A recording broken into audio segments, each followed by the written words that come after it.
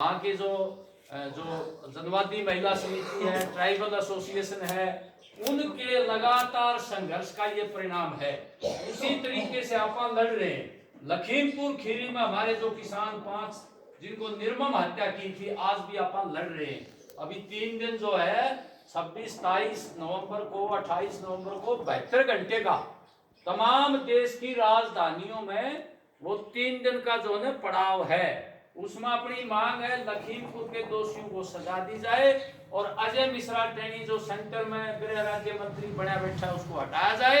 120 में जो SIT की रिपोर्ट है उसकी सजा हो, उसके बेटे की सजा हो और MSP की संवैधानिक गारंटी मिले किसान को और बिजली का निजीकरण ना हो और मजदूरों के जो कानून है वो खत्म कर दिए, उनको बहाल करे। क्योंकि इस आंदोलन में मजदूर भी हैं। जो 26, 23, 28 का आंदोलन है इसमें देश के किसान और मजदूर दोनों शामिल हैं। ये जो मजदूर किसान की एकता है इसको सुदृढ़ करके, इसको मजबूत करके यहाँ जो आज बड़ी धन्ना सेठों का हमला है, बड़ी पूंजी का हमला है, विदेशी जो न कंपनियां उनका हमला है, खेती के ऊपर, हमारे रोजगार के ऊपर, हमारे संसाधनों के ऊपर, इस हमले का मुकाबला किसान मजदूर इकट्ठे होके, गरीब लोग इकट्ठे होके ही मुकाबला कर पाएंगे। आज हालात बहुत खराब हैं क्योंकि तमाम संसाधनों पर इन कंपनियों का जो है कब्जा करवा रही है ये सरकार। एक तरह से मीडिया भी उनका हो गया है। अभी देखा पीछे वो जो एक मीडिया घराना है वो जो है अभी उसका नाम है क्या है मुझे ध्यान नहीं आ रहा, अभी हो जाता है। उनको वो जो पत्रकार थे क्लिक न्यूज वाले न्यूज क्लिक वाले, उनको UAPA की धारा के तहत गिरफ्तार कर लिया कि तुम देशद्रोह कर रहे हो।